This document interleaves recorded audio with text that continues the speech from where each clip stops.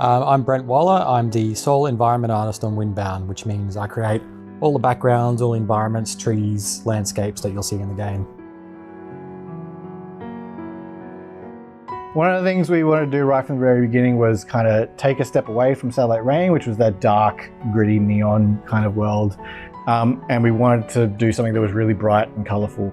You start off, and most of the islands you come across are purely natural islands. There's the wildlife running around, having the place to themselves. But as you go through, you do start to uncover elements that are man-made, and you start uncovering a bit of the story about who was there before and what happened to them, and uncovering the mystery behind the storms that surround these islands and the events that led to all of this coming about.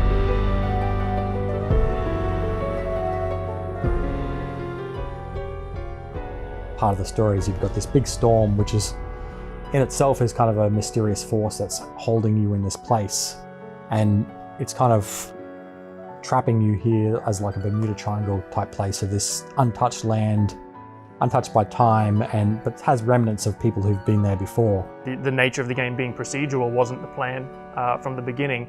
That sort of came from developing internal tools for us to be able to create a big world. Once we got more stuck into it, we realized that we could actually make the entire game like this and make our entire giant island procedurally generated.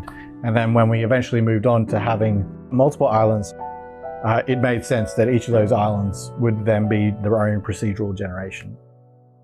Well, with a procedural system, it can get very difficult to avoid sameness. We're handcrafting all of the trees, all of the rocks, all of the grass, all the things you'll see in the world, but it's how they're populated and placed across the landscape, and the landscape itself is all randomly generated. So you need those big, iconic and contrasting visuals to kind of break up that monotony a little bit.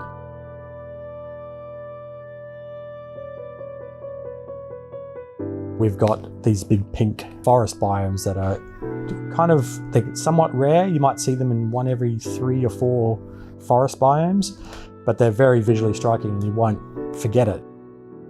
We have to use visuals to funnel the player where we want them to go. So early on we had ruins and things that were around the land that were very similar in tone to the rocks that were around, and players were kind of just getting lost and ignoring them. So we have a whole sort of complex system of rules and numbers and percentages and probabilities that dictate how the terrain looks, whether it's colored a certain way, what type of trees it spawns, what type of rocks it spawns, how dense those things are, and all of these things work together to kind of create a unique experience each time you play.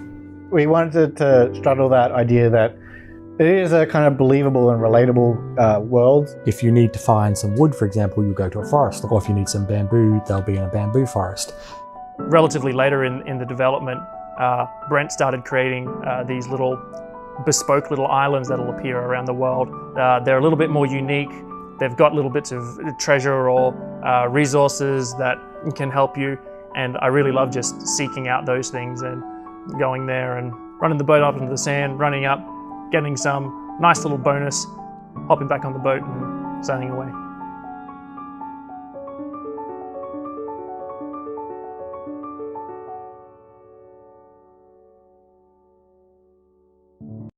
PlayStation